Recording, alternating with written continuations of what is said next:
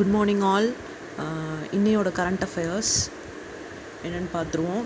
என்னோடய current affairs என்னென்னா, 2 stealth frigates being built in Russia set to be delivered soon. Stealth ஃப்ரிகேட்ஸ்னால் detective work பண்ணக்கூடிய warships, கடலில் இருக்கக்கூடிய வார்ஷிப்ஸுங்க. அது வந்து ரஷ்யா பில்ட் பண்ணுறாங்க. ரஷ்யா வந்து அதை கன்ஸ்ட்ரக்ட் பண்ணுறாங்க. அது வந்து இந்தியாவுக்கு கொண்டு வந்து விட்டுருவாங்க. இது என்ன சொல்கிறாங்கன்னா, செப்டம்பரில் வந்து ஃபஸ்ட்டு ஷிப் கொண்டு வருவாங்க. அதோட பேர் வந்து டுஷில். February 2025 செகண்ட் ஷிப் கொண்டு வருவாங்க. அது பேர் வந்து தாமல். அக்டோபர் 2016 இந்தியாவும் ரஷ்யாவும் சேர்ந்து அக்ரிமெண்ட் சைன் பண்ணாங்க இந்த ஸ்டெல்த் ஃப்ரிகேட்ஸ்க்காக. இதில் வந்து 2 டைரெக்ட்லி இம்போர்ட் பண்ணிட்டாங்க ரஷ்யாவிலேருந்து. இன்னொன்று மிச்சம் இருக்க 2 வந்து கோவா ஷிப்யார்டில் வந்து மேனுஃபேக்சர் பண்ண போகிறாங்க. நெக்ஸ்ட்டு பார்த்திங்கன்னா, டைரெக்ட் இம்போர்ட் வந்து அதோட டீல், அது ஃபஸ்ட்டு 2 பண்ண டைரெக்ட் இம்போர்ட்ஸ் ஸ்டெல்த் ஃப்ரிகேட்ஸோட இம்போர்ட், அந்த டீல் வந்து $1 பில்லியன். நெக்ஸ்ட்டு பார்த்திங்கன்னா, நவம்பர் 2018 இன்னொரு டீல் போட்டாங்க. GSL அதோடு சேர்ந்து சைன் பண்ணியிருக்காங்க நெக்ஸ்ட்டு 2 ஃப்ரிகேட்ஸ்க்கு. அது என்ன எவ்வளோ ரூபானா $500 மில்லியன் டீல். அது யார் கூட போட்டிருக்காங்கன்னா, ரோசோபோரான் எக்ஸ்போர்ட் ரஷ்யாவோட சேர்ந்து போட்டிருக்காங்க. இதோட கான்ட்ராக்ட் வந்து January 2019 சைன் பண்ணிட்டாங்க. யார்? இந்தியன் டிஃபென்ஸ் மினிஸ்ட்ரியும் GSLவும். இதில் என்ன பண்ணியிருக்காங்கன்னா, இதோட என்ஜின்ஸ்லாம் வந்து யார் ப்ரொடியூஸ் பண்ணியிருக்காங்கன்னா, ஜோரியா ப்ரொகிட் அப்படிங்கிற உக்ரைன் கம்பெனி தான் வந்து இந்த ஷிப்போட என்ஜின்ஸை வந்து ப்ரொடியூஸ் பண்ணியிருக்காங்க. GSL வந்து எப்போ ஸ்கெடியூல் பண்ணியிருக்காங்கன்னா, ஃபர்ஸ்ட் ஷிப் வந்து இவங்க பண்ணக்கூடிய 2 ஷிப்ஸில் ஃபர்ஸ்ட் ஷிப் வந்து 2026, செகண்ட் ஷிப் வந்து அதுக்கப்புறம் 1 month கழித்து, அது 6 months கழித்து செகண்ட் ஷிப் வந்து டெலிவர் பண்ணுவாங்கன்னு சொல்லியிருக்காங்க. இதோட பேசிக் ஸ்ட்ரக்சர் ஆஃப் 2 ஃப்ரிகேட்ஸ் வந்து ரஷ்யா தான் வந்து பண்ணியிருக்காங்க. அது எங்கன்னா யாந்த்ரா ஷிப்யார்டில் வந்து பண்ணியிருக்காங்க. அது ரஷ்யாவில் தான் இருக்குது.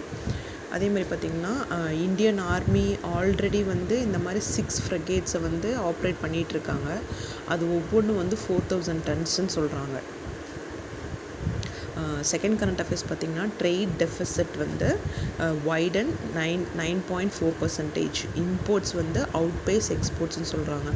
ட்ரேட் டெஃபிசிட்னால் வணிகத்தோட பற்றாக்குறை வந்து விரிவாயிட்டே போகுது. அதாவது எவ்வளோ பர்சன்ட்னா 9.4% வந்து விரிவாயிருக்குன்னு சொல்கிறாங்க. இதில் வந்து இம்போர்ட்ஸ் இறக்குமதி வந்து ரொம்ப அதிகமாக இருக்குது, ஏற்றுமதி வந்து கம்மியாக இருக்கனால தான் நம்மளுக்கு இந்த ட்ரேட் டெஃபிசிட் வருது. இதில் என்ன சொல்கிறாங்கன்னா, எக்ஸ்போர்ட்ஸ் வந்து 2.5% வந்து இன்க்ரீஸ் ஆகிருக்கு. அதாவது $35.2 பில்லியன் வந்து இன்க்ரீஸ் ஆகிருக்கு. ஆனாலும் இம்போர்ட்ஸ் இறக்குமதி வந்து 2 மடங்காக வந்து நம்மளுக்கு இப்போ இது 2.5னா 5% வந்து இறக்குமதி இருக்கிறனால ட்ரேட் டெஃபிசிட் கேப் இருக்குது நம்மளுக்கு. அந்த ட்ரேடு கேப் எவ்வளோன்னு சொல்கிறாங்கன்னு பார்த்தீங்கன்னா, எக்ஸ்போர்ட்டுக்கு இம்போர்ட்டுக்கும் $20.9 பில்லியன். இந்தியாவோட இது வரைக்கும் இந்தியாவில் வந்து மர்ச்சன்டைஸ், அதாவது டெக்ஸ்டைல் எக்ஸ்போர்ட்ஸ் வந்து 3 மாதத்துக்கு ஸ்ட்ரெயிட்டாக வந்து இன்க்ரீஸ் ஆகிட்டே தான் இருக்குது. இதில் வந்து இம்போர்ட்டோட பில் வந்து ஃபாஸ்ட்டாக 5% இன்க்ரீஸ் ஆகிட்டே இருக்குது. இறக்குமதி வந்து இன்க்ரீஸ் ஆகிட்டே தான் இருக்குது, 2 மடங்காக இருக்குது ஏற்றுமதியை விட இறக்குமதி. அதோடது பார்த்திங்கன்னா $56.2 பில்லியனுக்கு நம்ம இம்போர்ட் இங்கே பண்ணியிருக்கோம். இது யார் இந்த ரிப்போர்ட்ஸை கொடுக்குறாங்கன்னா, செக்ரட்டரி சுனில் பிரத்வால் அப்படிங்கிறவர் தான், காமர்ஸ் மினிஸ்ட்ரியோட செக்ரட்டரி. அவர் என்ன சொல்லியிருக்காங்கன்னா, இந்தியாவோட எக்ஸ்போர்ட்ஸ் வந்து 800 பில்லியன் இந்த இயர்க்குள்ளே க்ராஸ் ஆயிரும் அப்படின்னு சொல்கிறாரு. இதோட 6 ஃபேக்டர்ஸும் வந்து இந்தியா ஃபோக்கஸ் பண்ணுறாங்க, எதுக்குன்னா எக்ஸ்போர்ட்ஸை வந்து பூஸ்ட் பண்ணுறதுக்கு அப்படின்னு சொல்லியிருக்காரு. இதில் வந்து எக்ஸ்போர்ட் வந்து 2023 to 2024 பார்த்திங்கன்னா $778.2 billion. Compare to last year பார்த்திங்கன்னா, இந்த வருஷம் நம்மளுக்கு வந்து கூட்ஸ் எக்ஸ்போர்ட்ஸ் வந்து இன்க்ரீஸ் தான் ஆயிருக்கு. இது வந்து இந்த 10 வருஷத்துலேயே வந்து செகண்ட் ஹையஸ்ட்டுன்னு சொல்கிறாங்க. ஜூன் 2022 பார்த்திங்கன்னா 42.3 பில்லியன் எக்ஸ்போர்ட்ஸ் ஆகிருக்கு. இம்போர்ட்ஸ் பார்த்திங்கன்னா 62.3 பில்லியன். இதில் மேஜர் க்ரோத்தெல்லாம் எங்கெங்கெல்லாம் எக்ஸ்போர்ட்ஸ்க்கு இருக்குன்னா எங்கன்னா என்ஜினியரிங் அண்ட் எலக்ட்ரானிக்ஸ் கூட்ஸ்க்கு இருக்குது 10% அண்ட் 16% ரெண்டுக்கு இருக்குது. ட்ரக்ஸ் அண்ட் ஃபார்மசிக்கலுக்கு வந்து 3% அரௌண்ட் 3% இருக்குது. கெமிக்கலுக்கும் அரௌண்ட் 6% அப்படி இருக்குது. காஃபிக்கு வந்து அந்த மாதிரி இன்க்ரீஸ் இருக்குது. இதெல்லாம் எக்ஸ்போர்ட்ஸ் நம்ம பண்ணுறோம். அது மாதிரி இம்போர்ட்ஸ் பார்த்திங்கன்னா பெட்ரோலியம் ப்ராடக்ட்ஸை வந்து நம்ம அதிகமாக இம்போர்ட்ஸ் தான் பண்ணுறோம். எக்ஸ்போர்ட்ஸ் வந்து நம்ம அதிகமாக பண்ணுறதில்ல. எக்ஸ்போர்ட்ஸ் பார்த்திங்கன்னா 18% தான் பண்ணியிருக்கோம். ஆனால் இம்போர்ட்ஸ் பார்த்திங்கன்னா வந்து 19.6% நம்ம இம்போர்ட் பண்ணியிருக்கோம். Export 5.5 billion. ஆனால் இம்போர்ட்ஸ் பார்த்திங்கன்னா 15.05 பில்லியனாக இருக்குது. அதே மாதிரி பார்த்திங்கன்னா தேர்ட் கரண்ட் அஃபேர்ஸ் வந்து எஸ்சினா சுப்ரீம் கோர்ட்டை to hear petitions against passing laws as money bill. Money bill வச்சு ஒரு லா பாஸ் பண்ண போகிறாங்க. அதில் அமெண்ட்மெண்ட் கொண்டு வர போகிறாங்க மணி பில்லில். அதுக்கான பெட்டிஷன் வந்து சென்ட்ரல் கவர்மெண்ட் வந்து கொடுத்துருக்காங்க எஸ்சியை வந்து கேட்க சொல்லி. இதுதான் இதோட டாபிக். இதோட வந்து சீஃப் ஜஸ்டிஸ் ஆஃப் இந்தியா பார்த்திங்கன்னா சந்திரா சூட். அவர் வந்து 50th chief justice of India. அவர் என்ன சொல்லியிருக்காருன்னா இந்த மணி பில்லோட அமெண்ட்மெண்ட்டை பற்றி நான் வந்து ஒரு கான்ஸ்டியூஷன் பெஞ்ச் போட்டுட்டு அதுக்கப்புறமா நான் அதை பற்றி டிஸ்கஸ் பண்ணுறேன்னு சொல்லியிருக்காரு.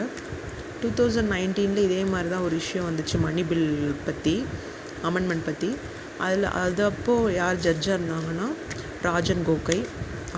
அது என்ன கேஸ்னால் Roger Mathew versus South Indian Bank Limited. அதோட வந்த இஷ்யூ தான் அது. அப்போவே வந்து அமெண்ட்மெண்ட்ஸ் வந்து நம்ம மணி பில்லில் பாஸ் பண்ண முடியுமா, எப்படின்னா ராஜ்யசபாவோ இல்லாமே நம்ம வந்து இதோட மணி பில் வந்து பாஸ் பண்ண முடியுமா அப்படிங்கிறது தான் வந்து சொல்லியிருக்காங்க. அது ஆனால் வந்து வயலேஷன் வந்து article 110 of the constitution violation. அது எப்போவுமே வந்து லோக்சபாவில் மணி பில் பாஸ் பண்ணி ராஜ்யசபாவில் அது வரும். அதுக்கப்புறம் வந்து பிரசிடெண்ட்டை அசென்ட் வாங்கி அதாவது அவங்க வந்து சிக்னேச்சர் போட்டு இந்த அமெண்ட்மெண்ட் கொண்டு வருவாங்க. அதுக்கப்புறம் தான் நம்ம மணி பில் அமெண்ட்மெண்ட்டை வந்து ஆக்ட் ஆக முடியும். இதில் வந்து ரெஃபரன்ஸ் வந்து என்ன சொல்கிறாங்கன்னா ஏற்கனவே வந்து அமெண்ட்மெண்ட்ஸ் வந்து 2015 வந்திருக்கு. எதுக்குன்னா வந்து prevention of money laundering act through money bills மூலயமா வர மணி லாண்டரிங், இந்த கருப்பு பணம் அப்படின்னு சொல்கிறாங்கல்ல, அந்த ஆக்டுக்கான ப்ரிவென்ஷன் 2015 இந்த மணி பில்க்கான அமெண்ட்மெண்ட் வந்திருக்கு. அதில் என்ன சொல்லியிருக்காங்கன்னா இந்த மாதிரி நம்ம வந்து மணி லாண்ட்ரிங் கேஸ்லலாம் வந்து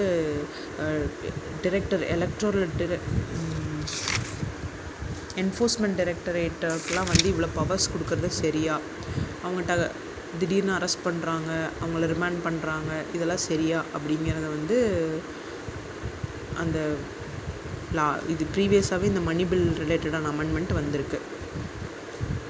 இன்னையோட கரண்ட் அஃபேர்ஸ் அவள் தான். தேங்க்யூ. ஃபர்தராக கரண்ட் அஃபேர்ஸ் நீங்கள் பார்க்கணுன்னா என்னோடய யூடியூப் சேனலை ஃபாலோ பண்ணுங்கள், சப்ஸ்கிரைப் பண்ணுங்கள், லைக் பண்ணுங்கள், ஷேர் பண்ணுங்கள். தேங்க்யூ.